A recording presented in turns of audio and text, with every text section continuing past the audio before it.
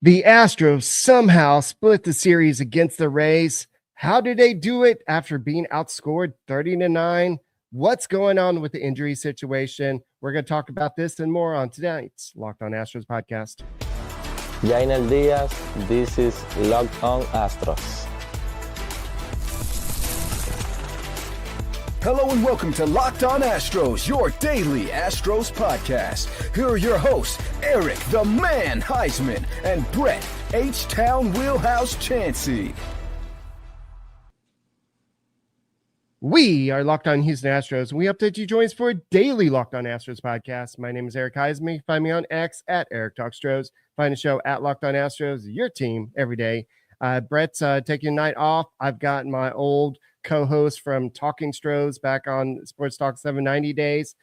Brandon DelCastillo, where can they find you at? I'm the baseball lawyer. You can find me on Twitter at bball_lawyer. Hey guys, thank you for making Locked On Astros podcast your first listen every day, whether it's on YouTube. Go ahead, subscribe to us, make us first listen. Apple, Odyssey, Spotify, wherever you listen to your podcast, go ahead and check us out. And Brandon, I know that a lot of people for a while there were getting a little bit negative about the Astros, but things are trending up a little bit. But there's a lot of concern about Alvarez, especially with how the Astros handled it. And then Zach Dezenzo, he got injured this weekend. He went on IL. Then you had Jacob Melton. He came up and made his MLB debut today. A lot happened over this weekend. And the Astros also had a great homestand where they were 7-3. So there's a lot of positives right now. Virtual tie with the Mariners right now. So there's a lot of things to be positive about right now with the Houston Astros, but everything keeps on pointing back to what's been going on with Alvarez. So we'll be talking about that a little bit later in the show. But Brandon, first of all, what's going on with this offense? I mean, the first game, the Astros lost 13-3. The second game, they won 2-1. Then they lost 16-3. Then they win the last game 1-0. This was a weird series, wasn't it? Yeah, it was a very weird series. Obviously, the bullpen, the middle relief bullpen arms let you down. But one thing, you didn't even mention Chas McCormick going on the IL. Oh, yeah. So depth in the outfield is going to be tested a little bit, and that's why we got to see Mr. Melton come up today. But yeah, this series, it was weird. It was just one of those series. I think we caught the Rays at a bad time. They just started to get hot. They had Josh Lowe coming back, and he seemed to really ignite their entire team, especially their offense. Caminero got hot, and so you were really dealing with a tough team. It's a good thing we had Fromber and Hunter on two of the 4 days to really shut them down. But their entire team, their whole pitching staff was on fire this weekend. I don't think they even had to use their closer the entire series, their 4-game series. We didn't even see Pete Fairbanks.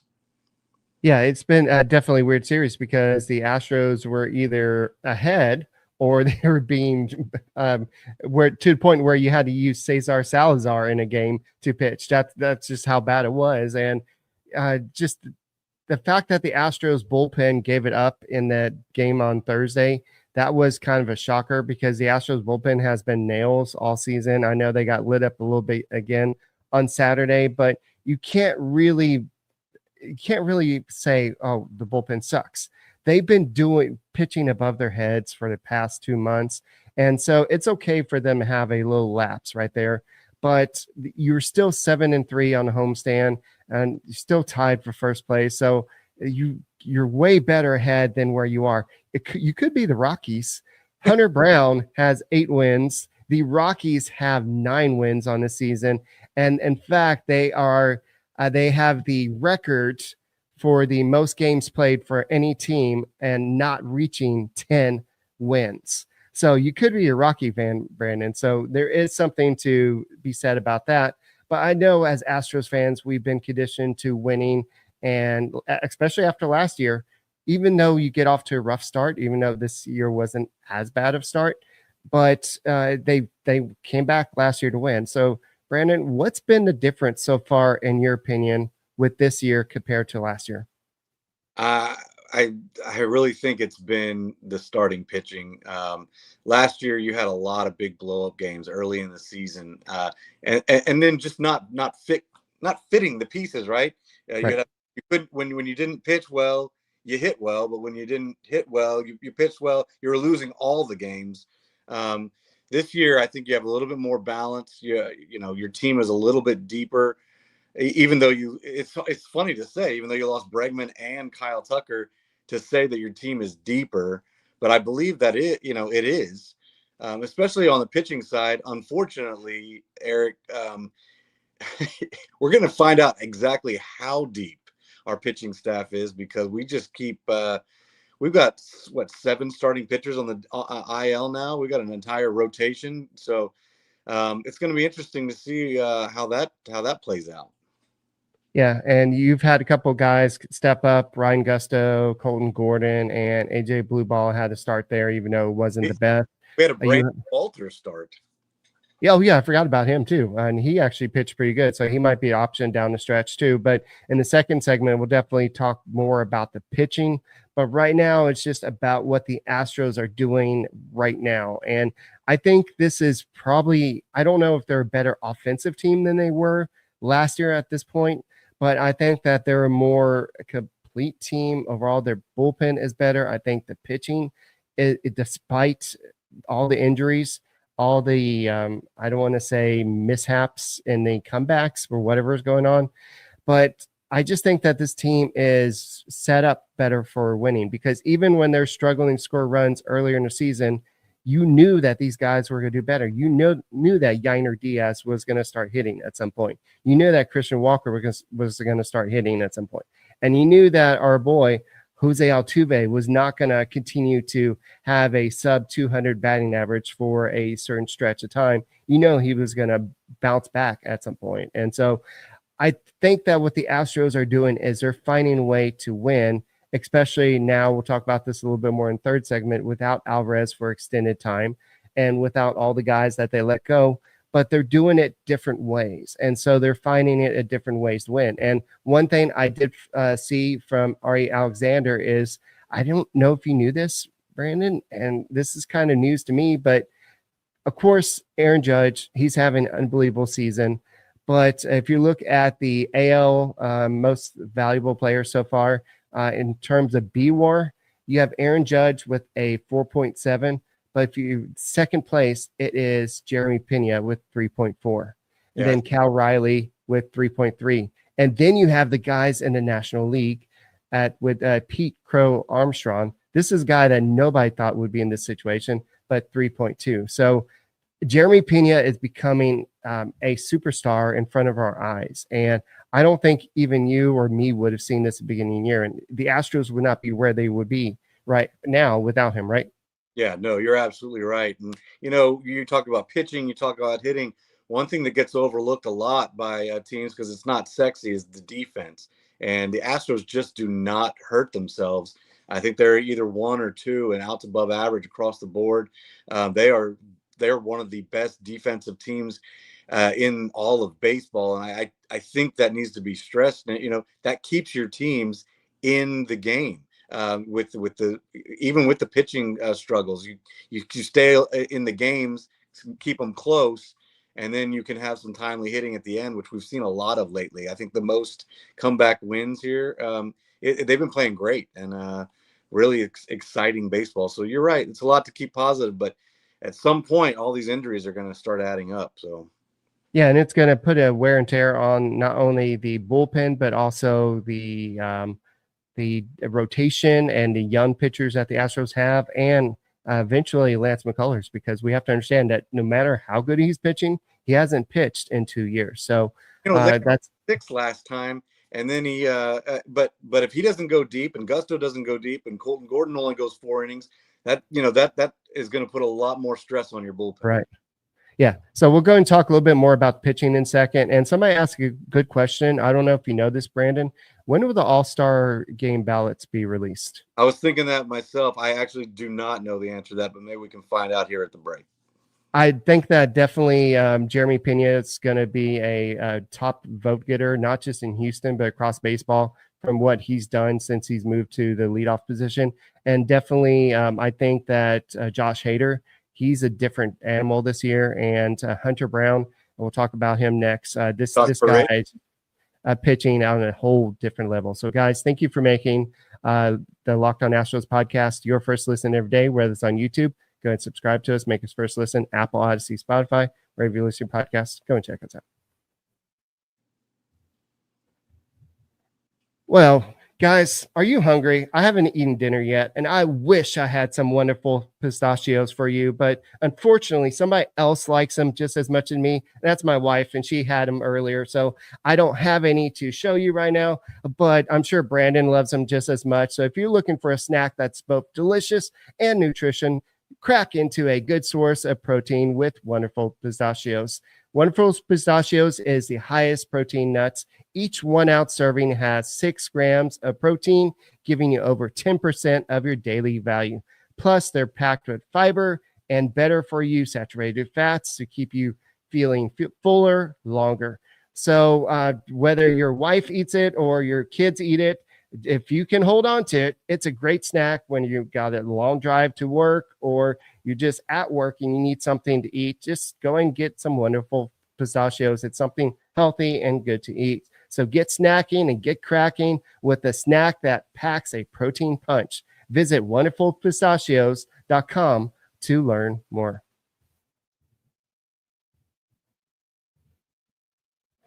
I just got an awkward look from my wife there. But guys, thank you for making Locked On Astros podcast your first listen every day, whether it's on YouTube. Go ahead, subscribe to us, make us first listen, Apple, Odyssey, Spotify, wherever you listen to your podcast. Go and check us out.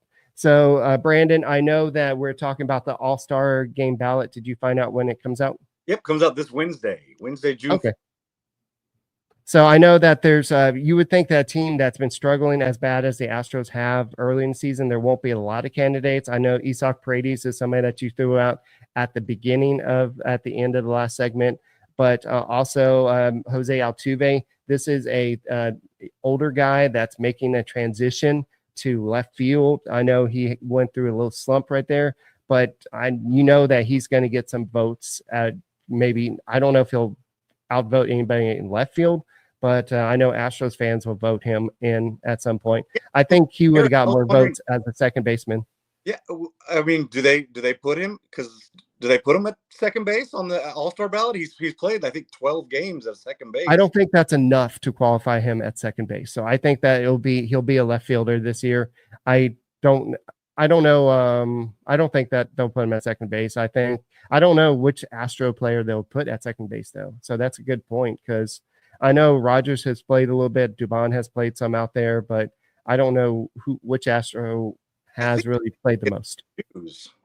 Say it again. I think the team gets to choose. Oh, they do? Okay. I mean, they put him in left field, but I mean, I'd like to see that 10th All-Star for Jose Altuve, and I think he has a much better chance if he's a second baseman.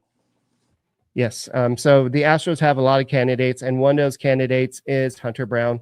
Hunter Brown is that guy that when he came up, all Astros fans were like, wow, this guy reminds us of Justin Verlander. We're not talking about the Justin Verlander version now. We're talking about the Justin Verlander when he first came up, and we know that he emulated his pitching after Justin Verlander.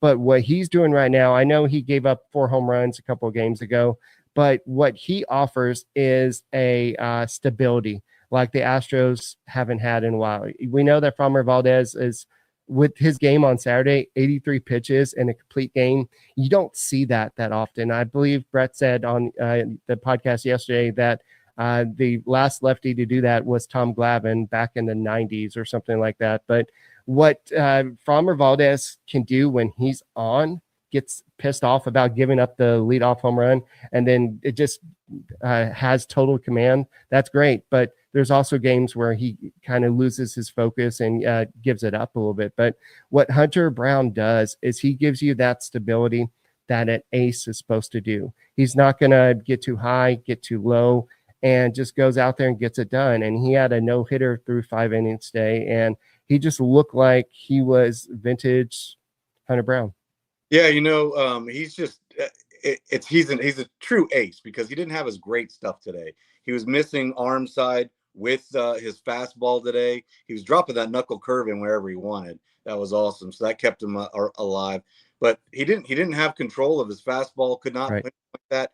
And still, like you said, going into the 6th inning, had a no-hitter. So dominant stuff. I think he's now 5th in all of Major League Baseball qualifiers in ERA, and it's just awesome to watch. Yeah. And just like today, like you said, he didn't have his best stuff with the 4 walks, but he still had 5 strikeouts, 6 innings, only 1 walk, no runs. His ERA is 1.83. I believe I remember that was the 4th lowest in baseball.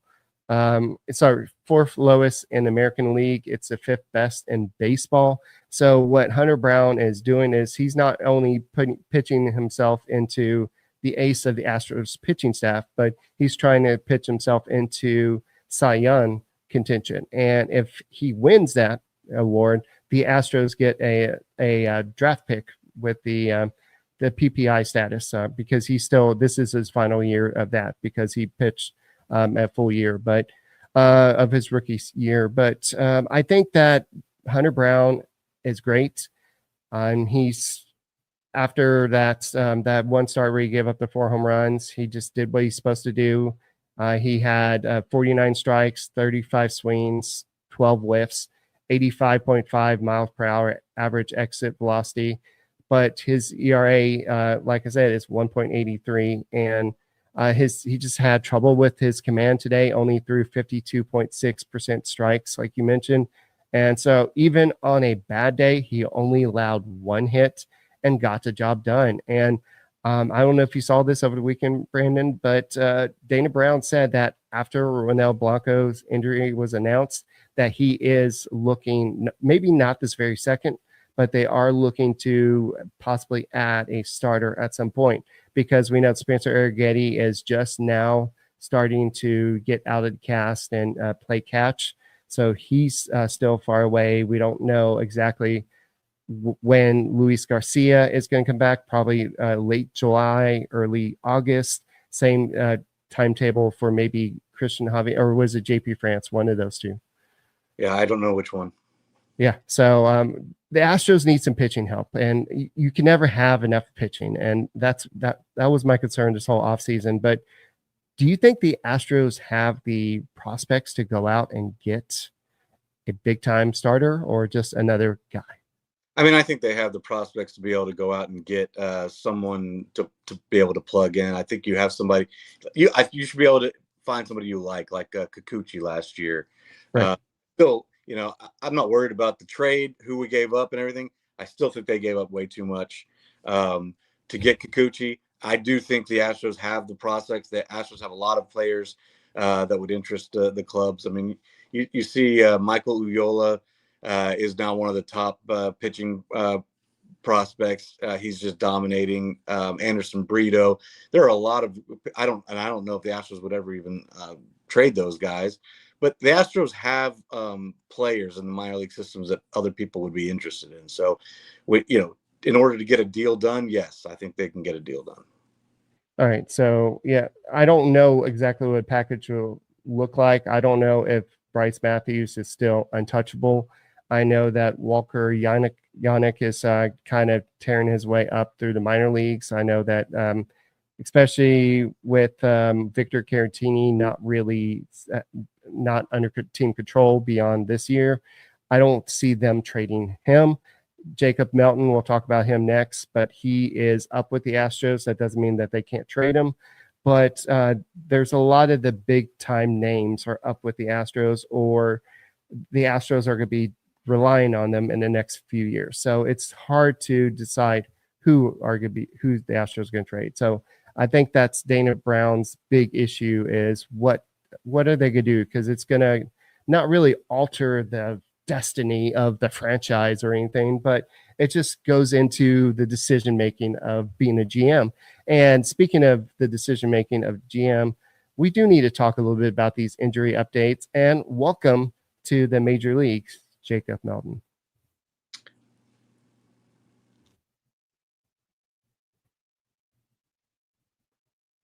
Hey guys, thank you for making Locked On Astros podcast your first listen every day. Whether it's on YouTube, go ahead, subscribe to us, make us first listen.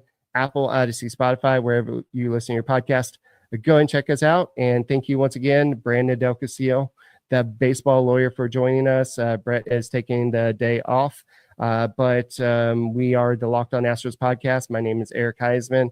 And if you recognize our two voices, we were on Sports Talk 790 during the 2017 season, throughout the whole playoff run. So you had the 10th inning show with Michael Connor doing that after every playoff game. Then you had Talking Stros right after that. And so we had some late games, late podcast after that, but it was awesome being on Sports Talk 790 with you. And I know we've done some Talking Stros. We tried to continue after that, but thank you once again for joining us. And I also want to send out a public thank you for my brother got sick at my wedding. And so luckily you're wearing a blue suit to the wedding. And so you kind of stepped in as one of my groomsmen. So I wanted to say thank you for that as well. Yeah, man, it was an honor to be a part of your wedding, and I'm glad to see you so happy. Well, thank you about that. So I know that Dana Brown, he came in and maybe at the beginning he was a little bit too open with what he thought. Oh, I'm going to make Alex Bregman Astro for life. I'm going to make Kyle Tucker an Astro for life. I'm going to make yada, yada Astro for life. And Christian Javier was, I think, the guy that he did follow through on. But some of these guys are going to become free agents. I think Framber Valdez, with especially the way he's pitching, I think he's pitching his way out of Astros standards, so to speak. But yeah. Freed deal might have hurt our chances too. Yes, I do agree with that too. So, but I think recently a lot of people have been complaining about openness with the injury reports, and this goes back to Kyle Tucker's what did they call it last year? The bone bruise. Bone bruise on his shin, yeah. Yes. So we had the whole incident where Yordan Alvarez was had a discomfort and had inflammation in his hand.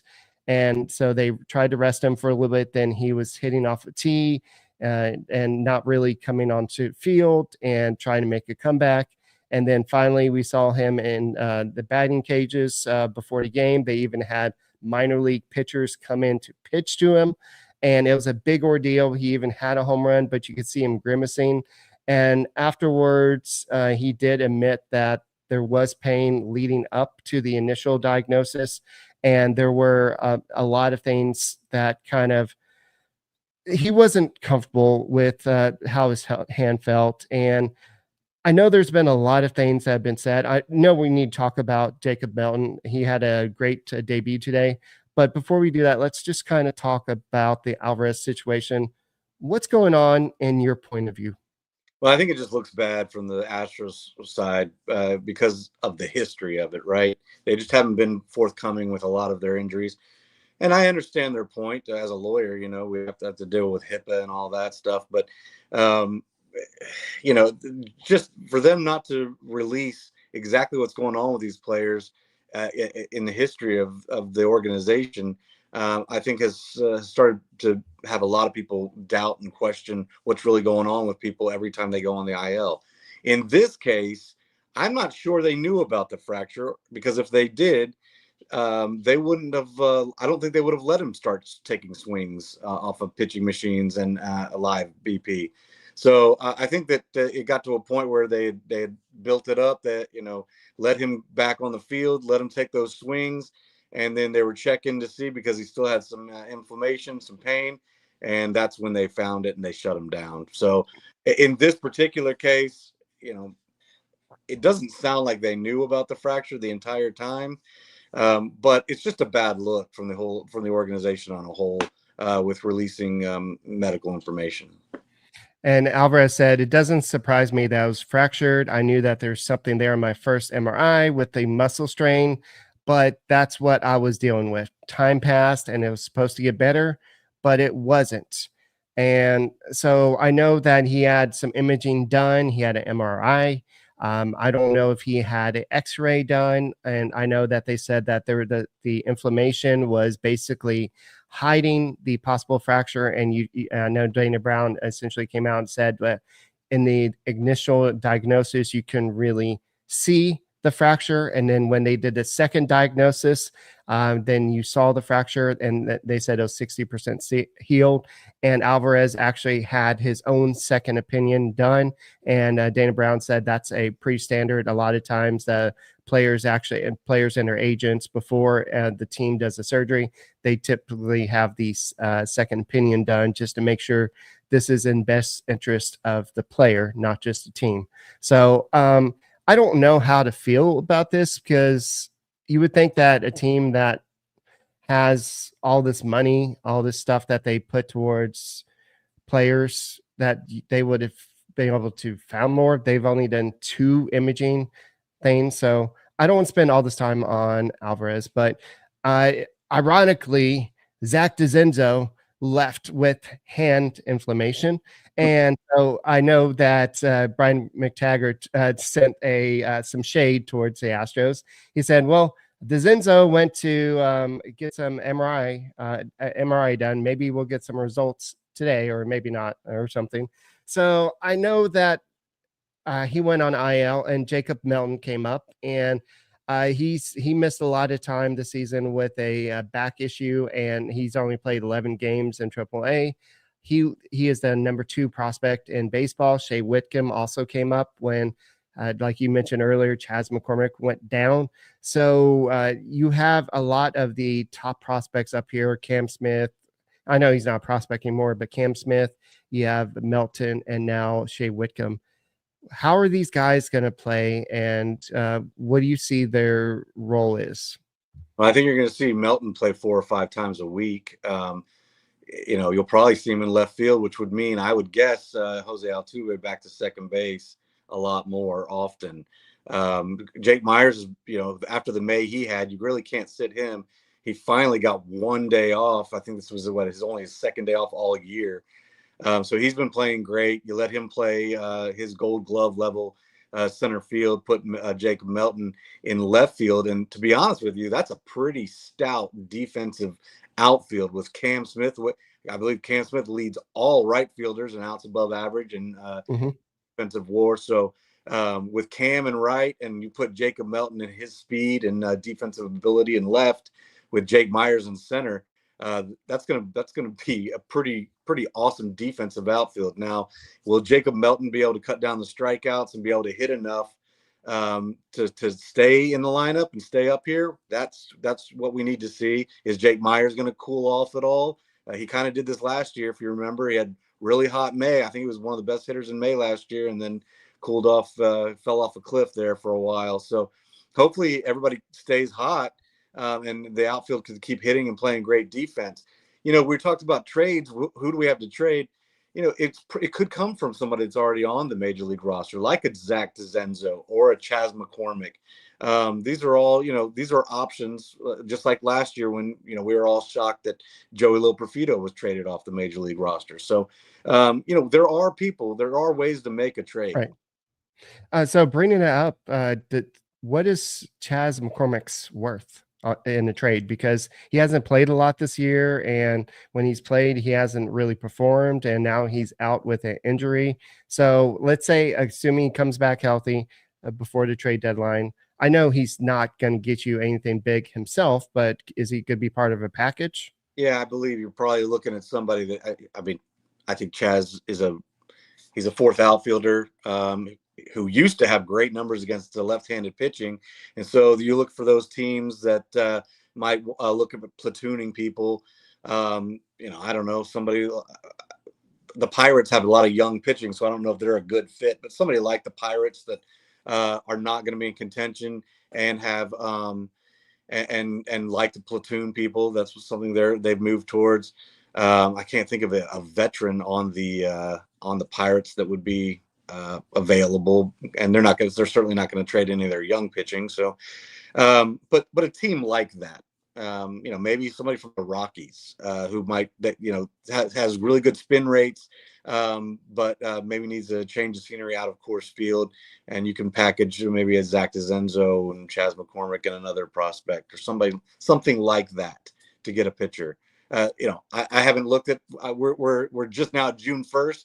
I know. So I haven't really looked at trade options, but I just I say Pirates and Rockies immediately because I know they're out of contention.